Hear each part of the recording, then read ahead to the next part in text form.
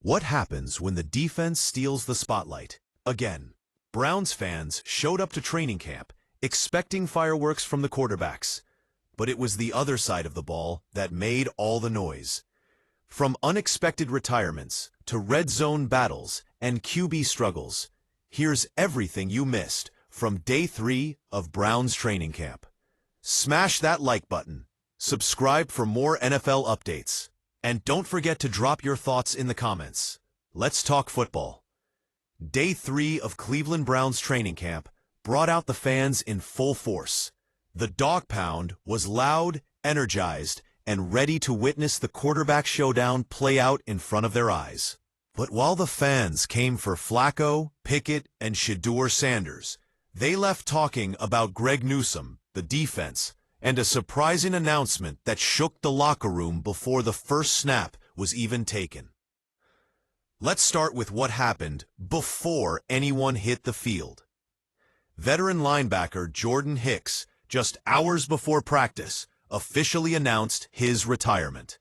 At 33 years old, with 10 NFL seasons under his belt, Hicks decided to hang it up. His decision, though unexpected in timing, wasn't shocking in content. Hicks had battled through an injury-riddled 2024 season and had spoken openly about the wear and tear on his body. It's a huge loss for this Browns defense. His leadership, experience, and presence in the locker room can't be overstated. With Hicks now stepping away, the responsibility shifts to rookie linebacker Carson Schwezinger, who suddenly finds himself in a much bigger role than expected. He's got big cleats to fill, and Browns Nation will be watching. Now onto the field. Running back Jerome Ford missed his 3rd straight day of practice.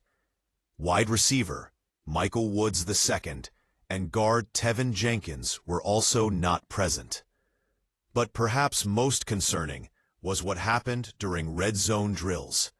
Cedric Tillman took a hard fall near the back of the end zone and looked to be favoring his left leg. Trainers immediately took him inside, and while we don't yet know the full extent, the hope is that it's nothing serious. Let's break down the quarterback play. Spoiler alert, it wasn't pretty. The first team reps kicked off with Joe Flacco under center. He ran 4 plays, no completions. Then it was Kenny Pickett's turn with the 2s. 3 reps. Also, no completions. Round 2, same order. Flacco with the 1s, Pickett with the 2s. This time, Pickett finally connected on a speed out to undrafted rookie Luke Floria, but nearly threw an interception on his last play. Then came Dillon Gabriel and Shedeur Sanders. Gabriel got his first ever first-team training camp reps. Sanders ran with the 2s. Sanders had a couple of completions in his series, but the momentum was fleeting. Next up, red zone work. Modified 7-on-7s with linemen simulating the defensive line. And once again, the defense dominated. Flacco couldn't punch it in. Pickett, however, managed the lone red zone touchdown of the day, a clean throw to Carter. That would also be the only red zone touchdown in the last 2 practices combined. Practice wrapped up with a moving 11-on-11 session. Flacco got the first set and continued to struggle. He just couldn't find rhythm or accuracy. Then, it was Sanders' turn.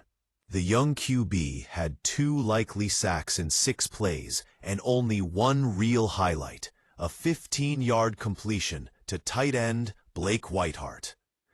Gabriel closed out the session with 6 snaps for the 3rd team.